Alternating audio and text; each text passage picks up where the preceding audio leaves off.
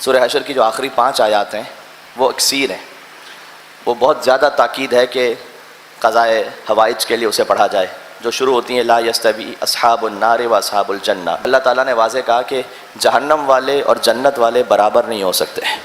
ایک طرف ہیں یزید لعنت اللہ علیہ والے اور ایک ہیں حسین والے علیہ الصلوۃ والسلام۔ لا یستوی اصحاب النار و اصحاب الجنہ، جہنم والے جنت والے برابر نہیں ہیں۔ اصحاب الجنت هم الفائزون، جو جنت والے ہیں وہ اصل میں کامیاب ہیں۔ اس کے بعد وہ آیت ہے کہ جو مشہور ہے لو انزلنا هذا القرآن على جبل لرأيته خاشعا متصدعا من خشیۃ اللہ، اگر ہم اس قرآن کو پہاڑوں پر نازل کرتے تو پہاڑ ریزہ ریزہ ہو جاتے خشیت الہی سے۔ یہ قلب مصطفیٰ کی طاقت ہے کہ اس نے قرآن کو اپنے وجود میں سمو لیا ہے۔ گویا اللہ سبحانہ و تعالیٰ، یہاں الفاظ کی بات بھی نہیں ہے، یہاں نور قرآن کی بات ہے۔ جو قرآن کی نورانیت ہے وہ سوائے قلب مصطفیٰ کے اور کوئی سہ نہیں سکتا۔ تلک الامثال نضربها للناس لعلهم يتفکرون، یہ ہم انسانوں کے لیے اس لیے مثالیں بیان کرتے ہیں تاکہ وہ فکر کریں، تاکہ وہ سوچیں۔ پھر وہ آیات شروع ہوتی ہیں کہ جہاں اسماء حسنہ کا بیان ہے۔ قرآن میں کسی مقام پر ایک ساتھ پے در پے 17 اسماء حسنہ کا بیان نہیں ہے سوائے سورہ حشر کے۔ یہ وہ آیات ہیں کہ بعض لوگ ہوتے ہیں ڈپریشن میں ہوتے ہیں، مایوسی میں ہوتے ہیں کسی بھی معاملے کی وجہ سے، آپ اپنے دنیاوی امور کے معاملات کی وجہ سے، فیملی لائف میں کسی مشکل میں ہیں اور ہمت نہیں ہے، مایوسی کا شکار ہے۔ آپ اپنے دل میں امید زندہ رکھنا چاہتے ہیں، امید ہے نام امام حسین سے، دیکھیں اگر آپ امید زندہ رکھنا چاہتے ہیں تو سورہ حشر کی ان آخری 3 آیات کو صبح و شام پڑھیں، اللہ تعالیٰ سے آپ کی امید جڑی رہے گی۔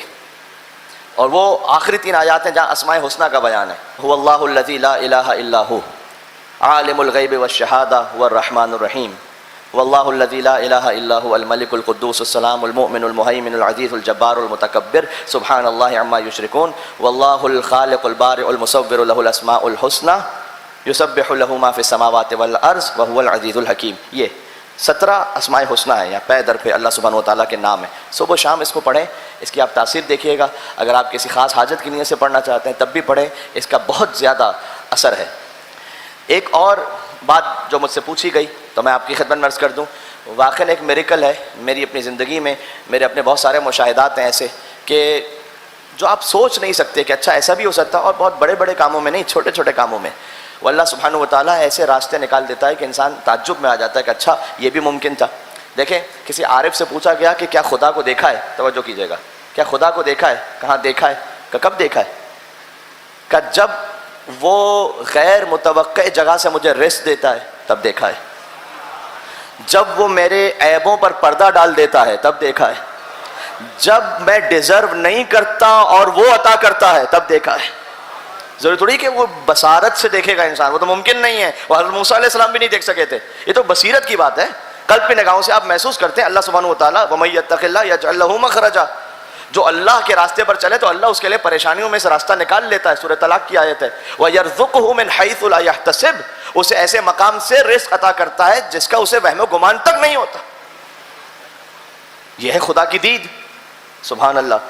اللہ سبحانہ و تعالیٰ آپ کے ہمارے رزق مادی معنوی میں محبت امام حسین میں اور امام حسین کے اعداء سے براءت میں مزید اضافہ فرمائے، یہاں سے وہاں تک پرزور حیدری حسینی صلوات بھیجے گا محمد و آل محمد پر۔